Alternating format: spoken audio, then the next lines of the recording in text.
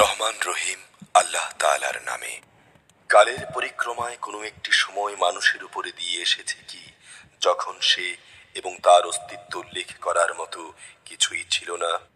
আমি মানুষকে সৃষ্টি করেছি নারী পুরুষের মিশ্রিত শুক্র থেকে, যেন আমি তাকে তার ভালো মন্দের ব্যাপারে পরীক্ষা করতে পারি।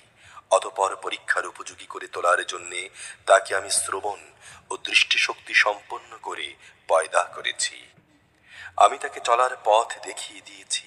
সে চাইলে আল্লাহর কৃতজ্ঞ হবে, না হয় অকৃতজ্ঞ কাফের হয়ে যাবে। কাফেরদের জন্য আমি শেকল, বেড়ি ও আগুনের লেলিহান শিখার ব্যবস্থা করে রেখেছি।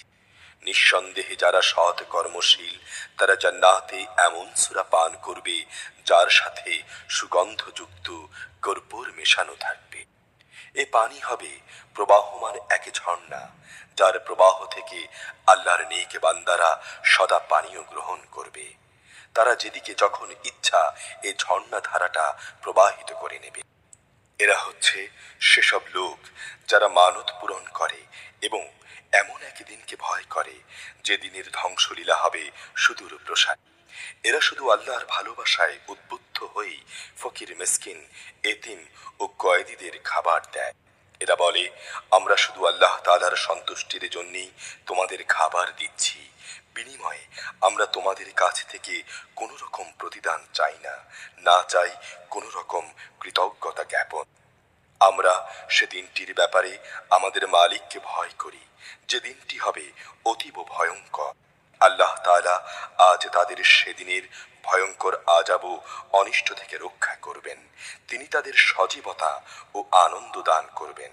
এরা যে ধৈর্য প্রদর্শন করেছে তার পুরস্কার হিসেবে আল্লাহ তাআলা তাদের জান্নাত ও রেশমি বস্ত্র দান করবেন।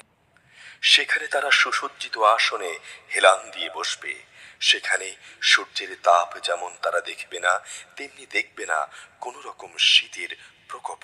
তাদের উপর জান্নাতে তার গাছের ছায়া ঝুঁকে থাকবে, তার ফল পাকড়া তাদের আয়ত্তাধীন করে দেয়া হবে। তাদের সামনে খাবার পরিবেশন করা হবে রৌপ্য নির্মিত পাত্রে ও কাচের পেয়ালায়। তা হবে স্ফটিকের মতো স্বচ্ছ। রূপার স্ফটিকে পাত্র, যার সবটুকুই পরিবেশনকারীরা যথাযথভাবে পূর্ণ করে রাখবে।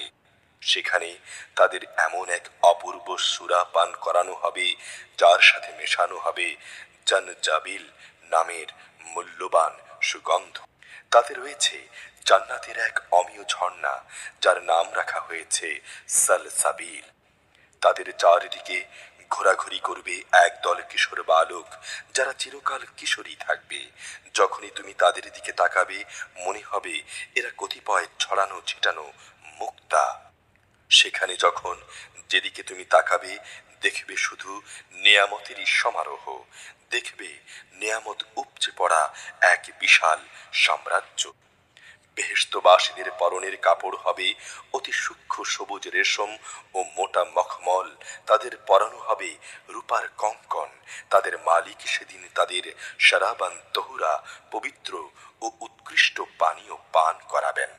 আল্লাহ তাআলা বলবেন, হে আমার বান্দারা, এ হচ্ছে তোমাদের জন্য আমার পুরস্কার এবং তোমাদের যাবতীয় চেষ্টা সাধনার স্বীকৃতি।